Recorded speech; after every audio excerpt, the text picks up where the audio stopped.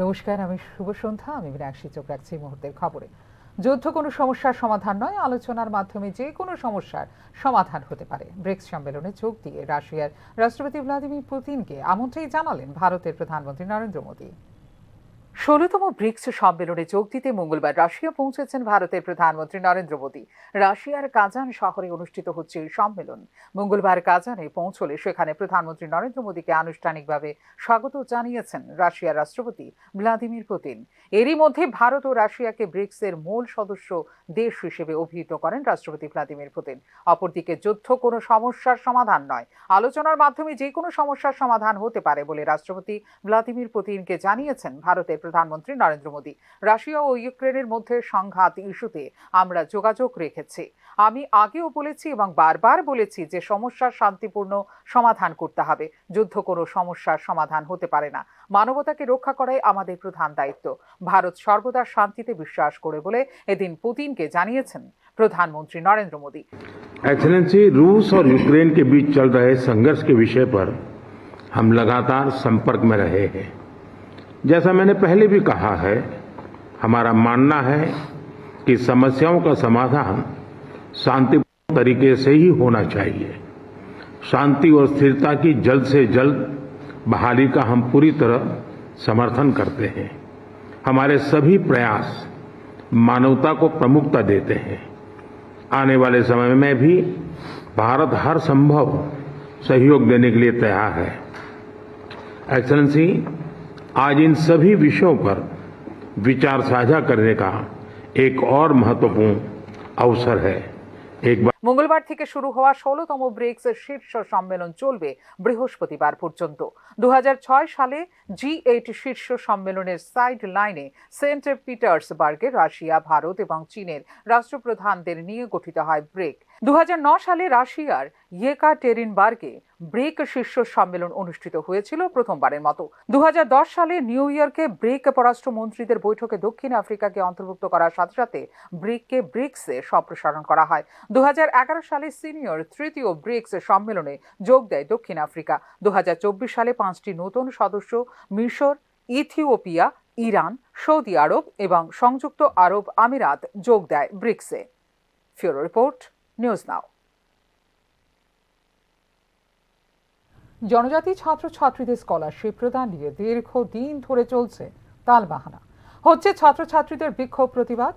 মঙ্গলবার ছাত্রছাত্রীদের স্বার্থে সংশ্লিষ্ট বিষয় নিয়ে জনজাতি কল্যাণ দপ্তরের অধিকর্তা শুভাশিস দাসের সঙ্গে সাক্ষাৎ করেন মথা বিধায়ক রঞ্জিত দেববর্মা। স্কলারশিপ প্রদানের ক্ষেত্রে দপ্তরের পদ্ধতিগত কিছু ত্রুটির কথা তুলে ধরেন মথা বিধায়ক রঞ্জিত দেববর্মা। তবে ঘটনার জন্য জনজাতি কল্যাণ দপ্তরের মন্ত্রী বিকাশ দেববর্মার নিষ্ক্রিয়তা দায়ী বলে অভিযোগ করেন তিনি। মন্ত্রী বিকাশ দেববর্মা সংশ্লিষ্ট দপ্তরের দায়িত্বভার ঠিকভাবে পালন করছেন না বলে জানান বিধায়ক রঞ্জিত দেববর্মা। স্কলারশিপ বঞ্চিত ছাত্রছাত্রীরা সহসায় স্কলারশিপের অর্থ পাবে বলে আশা প্রকাশ করেন তিনি। এই প্রসঙ্গে দপ্তরের অধিকর্তার সঙ্গে তাঁর ইতিবাচক আলোচনা হয়েছে বলে জানিয়েছেন বিধায়ক রঞ্জিত দেববর্মা।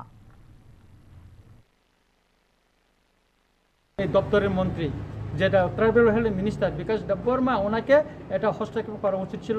হস্তক্ষেপটা উনি আভ্যন্তরীণ সাংগঠনিক নির্বাচন নিয়ে প্রস্তুতি চূড়ান্ত পর্যায়ে। ত্রিপুরা প্রদেশ বিজেপির নির্বাচন প্রক্রিয়ার প্রস্তুতি তদারকি করতে ইতিমধ্যেই দলের সিনিয়র নেতা সমরেন্দ্র দেবকে নিযুক্তি দিয়েছে বিজেপি কেন্দ্রীয় নেতৃত্ব। দলের অভ্যন্তরীণ নির্বাচন নিয়ে এবার বিজেপি সর্বভারতীয় সভাপতি জেপি নাড্ডার সঙ্গে আলোচনা করলেন ত্রিপুরা প্রদেশ বিজেপির সভাপতি রাজীব ভট্টাচার্য। দলের আভ্যন্তরীণ নির্বাচন নিয়ে অনেকটা নিঃশব্দেই প্রস্তুতি চূড়ান্ত করে ফেলেছে ত্রিপুরা প্রদেশ বিজেপি। দলের আসন্ন আভ্যন্তরীণ নির্বাচন সম্পন্ন করতে ইতিমধ্যেই সিনিয়র নেতা সমরেন্দ্র চন্দ্র দেবকে ত্রিপুরা রিটার্নিং অফিসার হিসেবে নিয়োগ করেছে বিজেপি কেন্দ্রীয় নেতৃত্ব। রাজ্য সাধারণ সম্পাদক বিপিন দেববর্মা এবং বিধায়ক মলিনা দেবনাথকে সাংগঠনিক নির্বাচনের জন্য সহ রিটার্নিং অফিসার হিসেবে নিয়োগ করেছে বিজেপি কেন্দ্রীয় নেতৃত্ব। এবার দলের সাংগঠনিক আভ্যন্তরীণ নির্বাচন নিয়ে দলের সর্বভারতীয় সভাপতি জেপি নাড্ডার সঙ্গে আলোচনা করলেন ত্রিপুরা প্রদেশ বিজেপির সভাপতি রাজীব ভট্টাচার্য। যদিও রাজ্যে বিজেপির সাংগঠনিক নির্বাচনের সময়সূচি এখনো চূড়ান্ত হয়নি, তবুও সার্বিক বিষয়টি নিয়ে দলের কেন্দ্রীয় নেতৃত্বের সঙ্গে আলোচনার জন্য বর্তমানে দিল্লিতে অবস্থান করছেন ত্রিপুরা প্রদেশ বিজেপির সভাপতি রাজীব ভট্টাচার্য। বর্তমানে দলের সদস্য পদ সংগ্রহ অভিযান চলছে পুরোদমে। আগামী 31 অক্টোবর পর্যন্ত চলবে এই সভ্যপদ সংগ্রহ অভিযান। সদস্য পদ অভিযান শেষ হবার পরে অনুষ্ঠিত হবে রাজ্য প্রদেশ বিজেপির ব্লক, জেলা এবং রাজ্য স্তরে নির্বাচন। Bureau report, news now. Sonamura মহকুমার কৃষিজ অঞ্চলগুলিতে দীর্ঘদিন ধরে বিকল সেচের কাজে ব্যবহৃত জলের মেশিনগুলো, যার ফলে সমস্যার সম্মুখীন বিস্তীর্ণ অংশের কৃষকরা। সোনামুড়া মহকুমার গোমতী নদী সংলগ্ন গ্রামগুলি, বিশেষ করে কলমক্ষেত, তেলকাজলা, বানিয়াছড়া, ইন্দিরানগর, রাঙামাটিয়া, বেজিমারা এই গ্রামগুলিতে কৃষকরা প্রচুর পরিমাণে সবজি ফসল চাষ করেন। এদের উৎপাদিত শাক সবজির উপর নির্ভর করে চলে মহকুমার বিভিন্ন বাজারগুলি। বন্যার পরবর্তী সময়ে আর্থিক লাভের আশায় কেউ সুদে, কেউ বা মাইক্রো ফাইন্যান্স কোম্পানিগুলি থেকে ঋণ নিয়ে শীতকালীন ফুলকপি, বাঁধাকপি, বেগুন, মরিচ ও অন্যান্য সবজিগুলি চাষ করেছেন স্থানীয় কৃষকরা।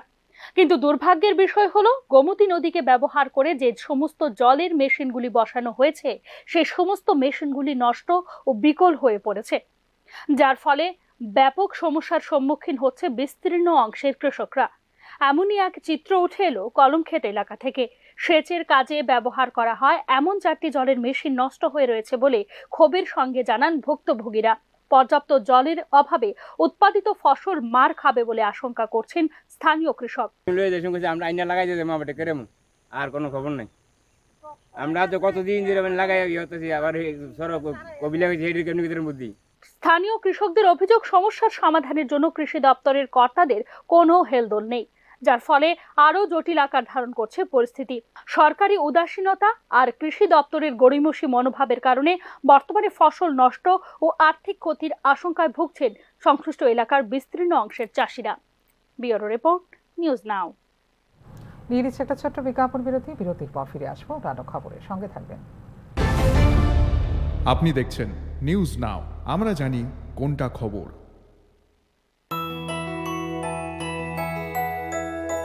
স্বাদে ভরা ঘিয়ের সুবাস লংতরায়, কি ভালো খেতে। শুদ্ধ ঘিয়ের আবেশ ভরা লংতরায়, অপূর্ব সুগন্ধ, পুষ্টি ভরা ঘিয়ের খাবার, কাওয়া ঘি প্রিয় সবার লংতরায়। একে বলে বিশুদ্ধ ঘি। বিশুদ্ধ ঘি নাম মনে রেখো লংতরায়। লংতরাই ঘি রোজ খাবারে তোমাকে চাই। লংতরায়, লংতরায়, লংতরায়। শ্যাম সুন্দর কোম্পানি জুয়েলার্স শুভ অক্ষয় তৃতীয়া 30 এপ্রিল থেকে 11 মে 2024। আসুন বেছে নিন আপনার মনের মতন অক্ষয় জৌলুসের প্রতীক। 100% এক্সচেঞ্জ মূল্য যে কোনো জুয়েলার্সের হলমার্কযুক্ত পুরনো সোনার গয়নায়। 275 টাকা ছাড় প্রতি গ্রাম সোনার গয়না কেনাকাটায়। 100% ছাড় হীরের গয়নার মজুরিতে। প্রতিটি কেনাকাটায় নিশ্চিত উপহার, ডেইলি লাকি ড্র, স্বর্ণ মুদ্রা, মেগা ড্র, 3টি স্কুটি। পাশাপাশি আছে সোনায় সোহাগা গয়না কেনার বিশেষ ডিসকাউন্ট স্কিম, জিএসআই আইজিআই পরীক্ষিত গ্রহরত্ন, রূপোর মুদ্রা ও রূপোর সামগ্রী। একেবারে সহজ সাধ্য দামে চোখ ধাঁধানো হীরের গয়নার সম্ভার। শ্যাম সুন্দর কোম্পানি জুয়েলার্স শুভ অক্ষয় তৃতীয়া 30 এপ্রিল থেকে 11 মে 2024। সবার সাদর আমন্ত্রণ। শ্যাম সুন্দর কোম্পানি জুয়েলার্স, কামান চৌমুহনী, ইউকো ব্যাংকের বিপরীতে, আগরতলা। আমরা প্রতিদিনই খোলা আছি। Step into the realm of Assam Downtown University, where we encourage success, experience the pinnacle of academic excellence, and live your best days. আপনি দেখছেন নিউজ নাও, আমরা জানি কোনটা খবর। বিরতির পর স্বাগত। চোখ রাখছে অন্যান্য খবরে। বাংলাদেশের রাষ্ট্রপতির পদত্যাগ ও ছাত্রলীগ নিষিদ্ধের দাবিতে ঢাকা বিশ্ববিদ্যালয়ে বিক্ষোভ প্রদর্শন করল বৈষম্য বিরোধী ছাত্র আন্দোলনকারীরা। ফ্যাসিস্ট হাসিনার সংবিধান মানি না, হাসিনাকে এদেশে আসতে হবে, বিচারের মুখোমুখি করতে হবে। ফ্যাসিস্ট হাসিনার পুনর্বাসন নয়, তাকে ফাঁসির কাষ্ঠে ঝুলতে হবে বলে বিক্ষোভ কর্মসূচিতে উল্লেখ করেন বৈষম্য বিরোধী ছাত্র আন্দোলনের সমন্বয়ক হাসনাত আব্দুল্লাহ। এই ক্ষেত্রে বক্তব্য রাখতে গিয়ে রাষ্ট্রপতি মোহাম্মদ সাহাবুদ্দিনকে বঙ্গভবনের বিলাসিতা ছেড়ে নিজের পথ দেখার পরামর্শ দেয় বৈষম্য বিরোধী ছাত্র আন্দোলনের নেতৃত্ব। বঙ্গভবনের বিলাসিতা ছেড়ে আপনি আপনার নিজের রাস্তা দেখে নিন। আওয়ামী লীগ এবং ফ্যাসিবাদী শক্তির বাংলাদেশে আর কোনদিন পুনর্বাসন হবে না। জোট শরিক হলেও ব্যক্তিগত লাভালাভের চিন্তায় আগেও বিজেপি ও মথার মধ্যে একাধিকবার সংঘর্ষ হয়েছে। তেমনি এক সংঘর্ষের ঘটনায় উত্তপ্ত চরিলাম এলাকা। ঘটনার জের করায় থানা পুলিশ অবধি। উভয় দলের নেতারাই একে অপরের বিরুদ্ধে অভিযোগ করেন। এদিন বিশ্রামগঞ্জ থানায় ডেপুটেশন দেন তীব্রমথার কর্মীরা। অন্যদিকে দলীয় কর্মীকে মারধর করা হয়েছে এই অভিযোগ নিয়ে বিশালগড় থানা ঘেরাও করে চরিলাম বিজেপি মণ্ডল কর্মকর্তারা। আক্রমণের ঘটনায় শহীদুল ইসলাম ও চন্দ্রজিৎ দেবনাথের উপর আক্রমণ ও মারধর করা হয়েছে বলে পাল্টাপাল্টি অভিযোগ করে বিজেপি ও মথা নেতৃত্ব। ঘটনা নিয়ে কোনো ধরনের প্রতিক্রিয়া জানাননি সংশ্লিষ্ট থানার আধিকারিকরা। তার টুকাই সুকেন দেবনাথ চন্দ্রজিৎ দেবনাথ তারা মিলে ওনার উপর প্রাণঘাতী হামলা করার পরে ওনার থেকে নগদ বিজেপি মথার অ্যালায়েন্সটারে তারা নষ্ট করব এই চক্করে তারা থাকে। এটা কোনো রাজনীতিক না। এখনকার মতো এই মুহূর্তের সংবাদ এই পর্যন্ত। ওনারও আপডেটস দেখার জন্য অবশ্যই নজর রাখতে হবে নিউজ নাওয়ার পর্দায়। নমস্কার।